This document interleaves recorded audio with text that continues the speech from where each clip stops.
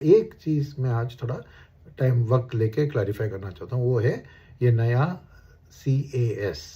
क्या है वो? सेंट्रलाइज्ड ऑक्शन सिस्टम, जो सेबी ने इस मंडे से इंट्रोड्यूस किया है कि क्लोजिंग प्राइस को कैसे डिटरमिन करना है। तो इसका आज बहुत बड़ा फ़र्क रहा, इसलिए मैं आज इसको एक्सप्लेन करने की कोशिश करूंगा, क्योंकि 2 दिन से देख रहे हैं कि लास्ट मिनट में स्पाइक होकर निफ्टी की हालत जो दिन में थी वो एंड में नहीं दिख रही। मगर आज एक अजीब सी चीज़ हुई। आज निफ्टी फ्लैट रहा मगर सेंसेक्स आधा प्रतिशत ऊपर था। ये है कैश का इम्पैक्ट। और क्यों, मैं बताता हूँ ताकि आपको समझ आए। बहुत लोगों ने पूछा भी था मुझसे, और बहुत लोग अभी तक यूज़ नहीं है, इसके लिए ब्रोकर्स ये भी रिप्रेजेंट कर रहे हैं सभी को कि अभी बदलाव। तो मैं बताता हूँ क्या है। तो पहले क्या होता था, अगस्त 3 के पहले क्लोजिंग प्राइस का डिटर्मिनेशन हुआ था लास्ट 30 मिनट ट्रेड के अंदर। जो भी ट्रेड्स होती है उसको वॉल्यूम के हिसाब से वेटेड एवरेज कैलकुलेट करना था। तो इसका नाम था VWAP, volume weighted average price. तो एक 3 to 3:30 मार्केट की ओपनिंग थी ना, तो 3:1 को, 3:2 को, 3:2 को हर ट्रेड में आती है, तो उसको डॉक्यूमेंट करेंगे। और जिसका वॉल्यूम बहुत ज़्यादा होता है उस वॉल्यूम से प्राइस को मल्टीप्लाई करके उसका उतना वेटेज देते हैं जितना वॉल्यूम ज़्यादा।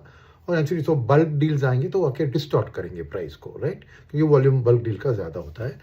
और उस एवरेज से, मगर इससे एडवांटेज क्या था कि एक स्मूथ प्राइस मिलता है। बिकॉज जब 303 को बड़े डील हुआ था, फिर 305 को एक छोटा डील हुआ था, सबका उसका अपना अपना हिस्सा उसके साइज के हिसाब से करके एक स्मूथ इफेक्ट था। मगर ये बल्क डील आके डिस्टॉर्ट करती है, इसलिए सेबी ने कहा कि नहीं, ऐसी मैनिपुलेशन हो सकती है, तो मुझे ट्रांसपेरेंट सिस्टम चाहिए। तो मैं क्या करूंगा, अभी नया नियम यह है कि 3:15 को ट्रेडिंग बंद होगा, और 3:15 से 3:30 जो भी होता है वो कैश ट्रेड का जो बंद होता है, उसके बाद जो भी होता है उसका एक ऑक्शन लगाएंगे।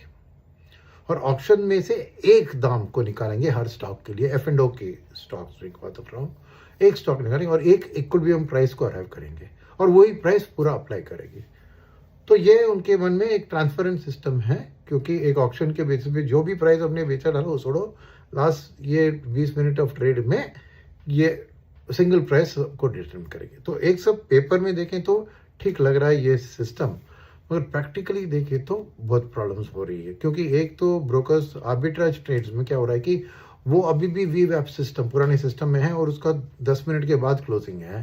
तो कैश मार्केट का क्लोजिंग अलग, इसका अलग। तो आर्बिट्राज फंड्स के लिए दोनों मुनाफा भी हो रहा है, ये हो रहा है, वो दूसरे दिन आप डिस्कस करते हैं। आज क्या हुआ, क्यों सेंसेक्स की आधा % बढ़ा पर निफ्टी का फ्लैट? कारण यह है कि जो लास्ट मिनट में बाइंग हुआ था स्टॉक्स में और जो बढ़ गए थे वो थे रिलायंस, ICICI बैंक और HDFC बैंक।